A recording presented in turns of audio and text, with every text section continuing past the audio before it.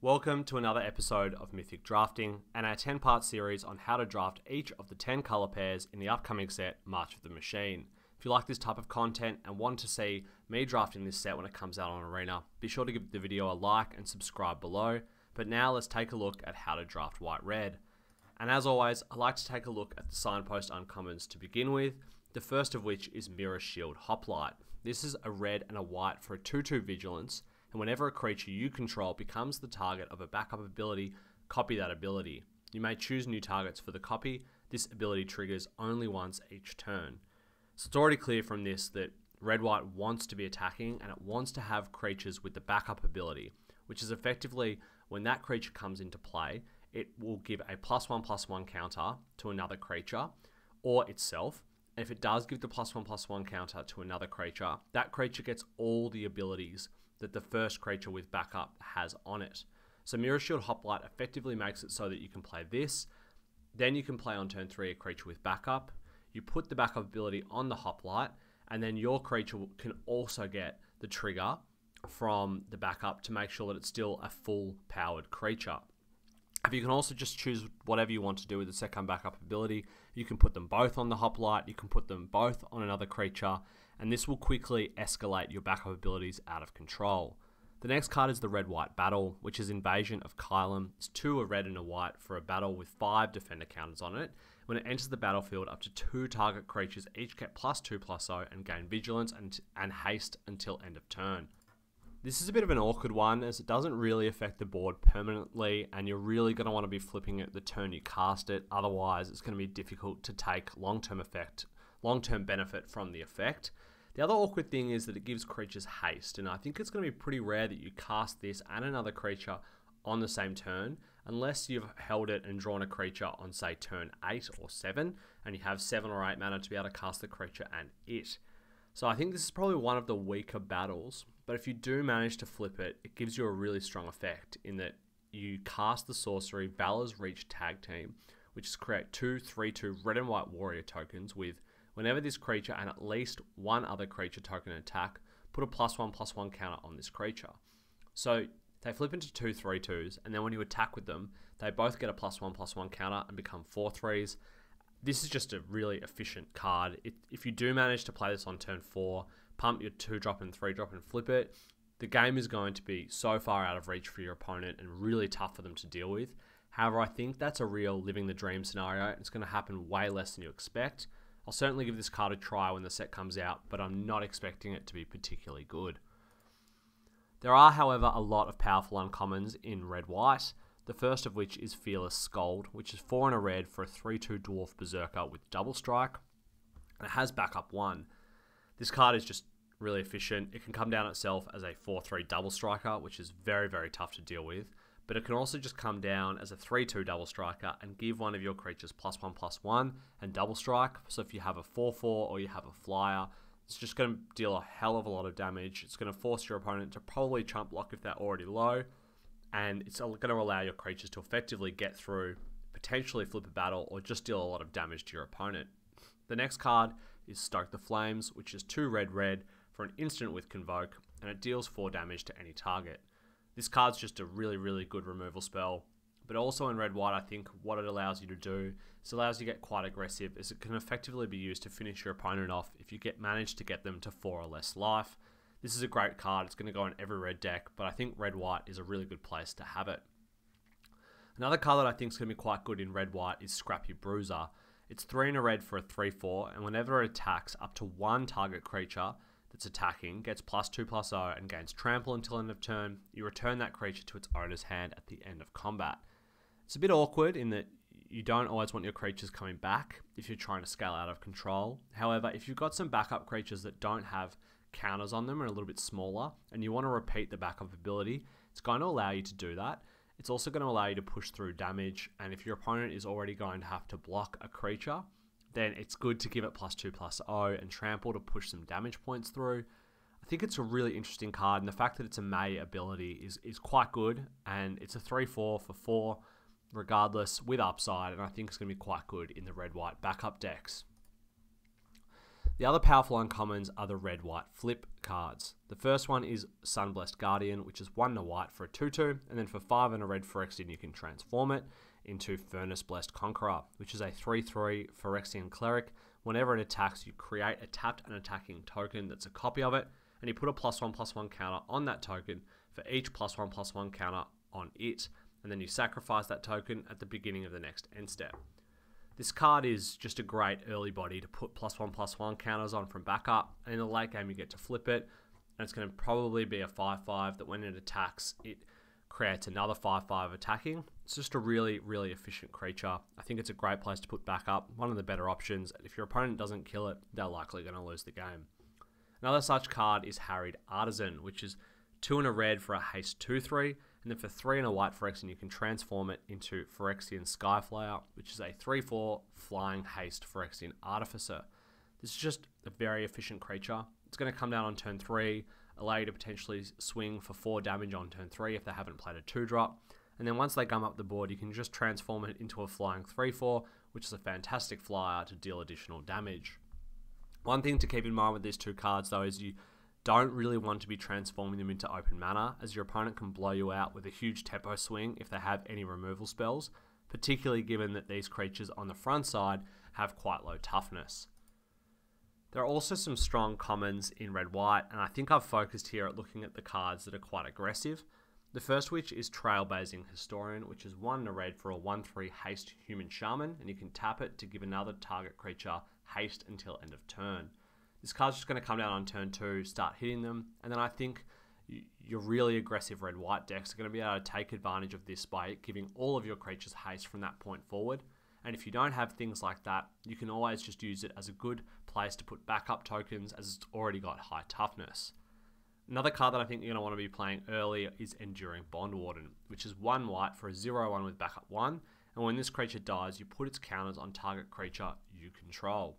This card is one of the better places to put backups on, because you play this on turn 1, if you play some backup creatures on turns 3 and 4, it's going to become a 3/4, and then once they deal with it, its counters go onto another creature, and so you've effectively got to deal with the counters that you're putting on it twice. I think this is going to be quite a high-performing white common 1-drop, and the aggressive white-red decks are going to want multiples of these.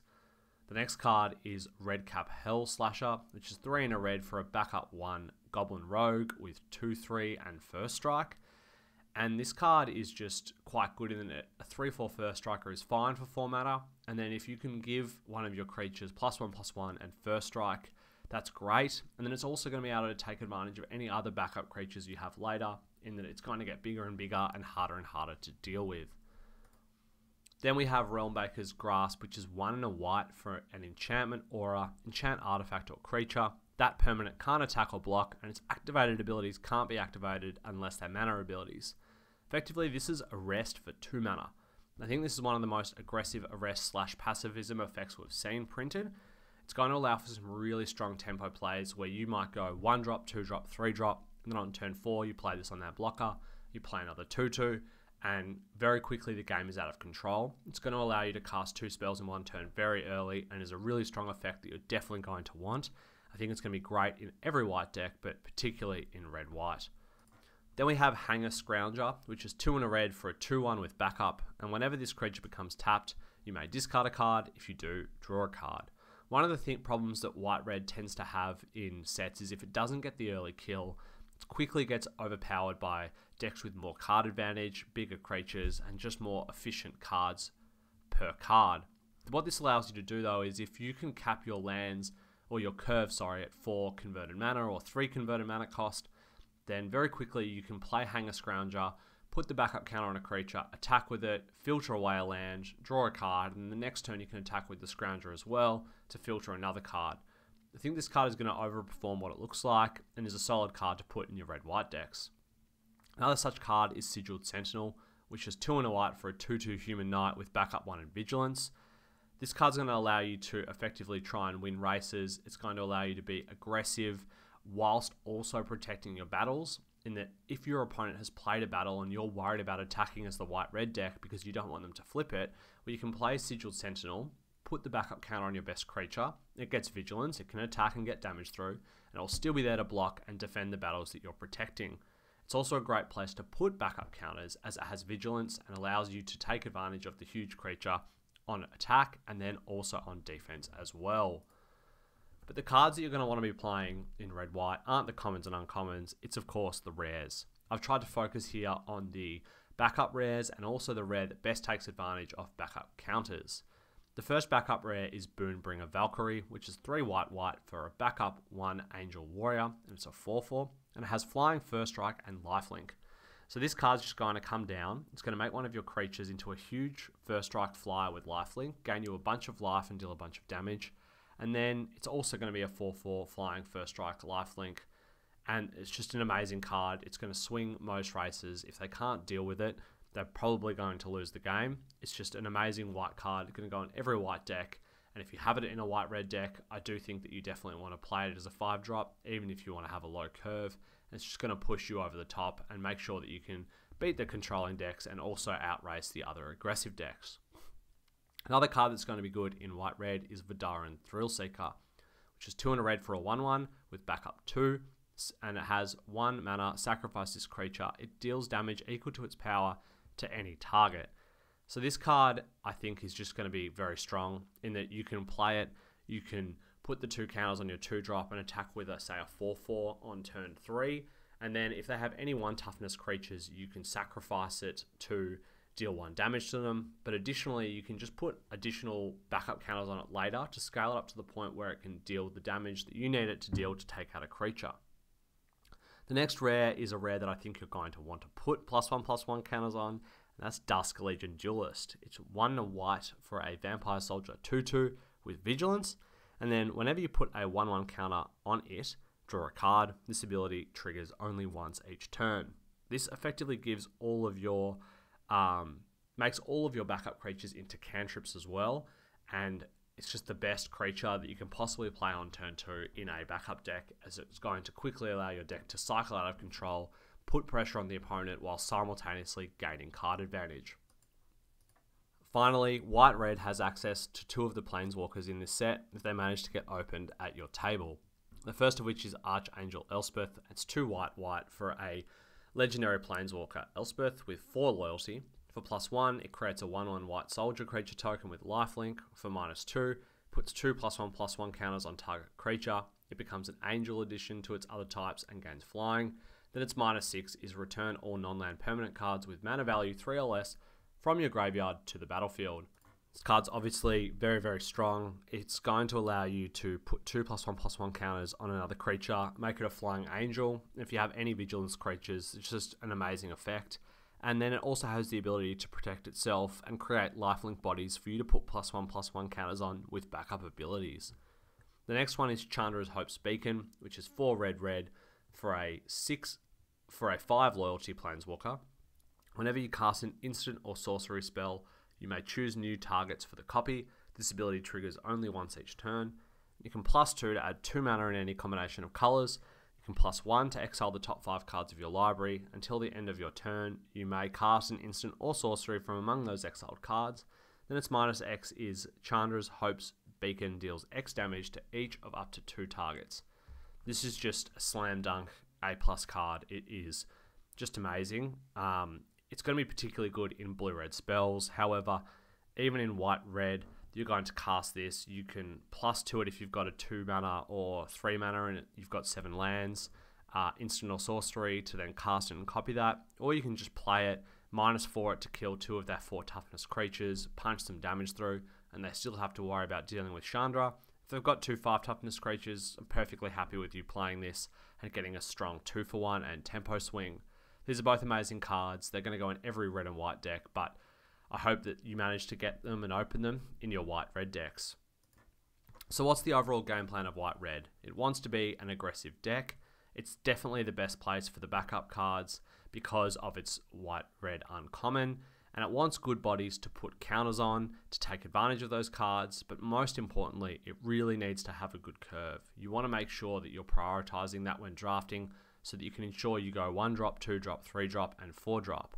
But then additionally, you just need to make sure you have some finishes, some good ways to push damage through, such as Stoke the Flames, to clear that last blocker, or just go to your opponent's face to end the game. That's it for White-Red.